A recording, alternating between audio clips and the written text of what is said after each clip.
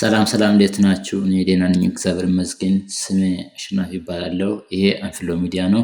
እንደተለመደ ደግሞ ዛሬ አዲስ ነገር ይዤ መጥቻለሁ። እሱም የዱር እንስሳት በአፋን ኦሮሞ ምን ምን እንደሚባሉ አብረን እንማራለን። ዋና ዋናዎቹ የዱር እንስሳት ስማቸውን እየጠራን አብረን እንማራለን። ወደ ቲዩቶሪያሉ ሳንሄድ በፊት ይህንን ዩቲዩብ ቻናልን ሰብስክራይብ፣ ላይክ፣ ኮሜንት በማድረግ አበረታቱኝ እላለሁ።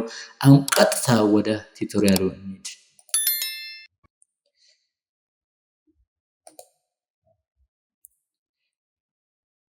የመጀመሪያ ፎቶ ላይ እንደምታዩት እንስሳ ታውቁታላችሁ ብዬ አምናለሁ። ከዱር እንስሳት ውስጥ አንዱ ነው። ብዙ ጊዜ ናሽናል ጂኦግራፊ ላይ ታያላችሁ። እሱም ጎሽ። ጎሽ ማለት በአፋን ኦሮሞ ገፈርሳ ይባላል። ጎሽ ማለት በአፋን ኦሮሞ ገፈርሳ ይባላል። ጥንቸል ማለት በአፋን ኦሮሞ እሌንቲ ይባላል። ጥንቸል ማለት በአፋን ኦሮሞ እሌንቲ ይባላል። አንበሳ ማለት በአፋን ኦሮሞ ሌንጫ ይባላል። አንበሳ ማለት በአፋን ኦሮሞ ሌንጭ ይባላል። የሜዳ አህያ ማለት በአፋን ኦሮሞ አሬ ዲዶ ይባላል። የሜዳ አህያ ማለት በአፋን ኦሮሞ ሀሬ ዲዶ ይባላል። ዝሆን ማለት በአፋን ኦሮሞ አርብ ይባላል። ዝሆን ማለት አርብ ማለት ነው።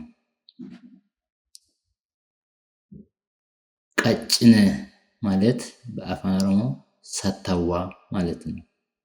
ቀጭኔ ማለት በአፋን ኦሮሞ ሰተዋ ማለት ነው።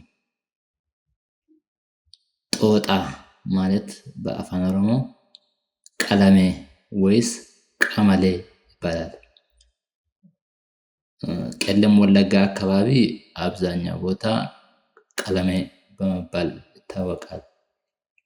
ሌላው አካባቢ ደግሞ ቀመሌ ይባላል። ሁለቱም ይቻላል ማለት ነው።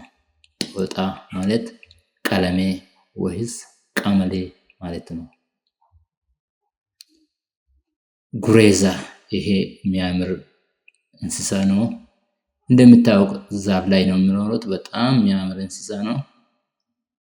ስሙ ጉሬዛ የሚባል በአፋን ኦሮሞ ወሄኒ ይባላል።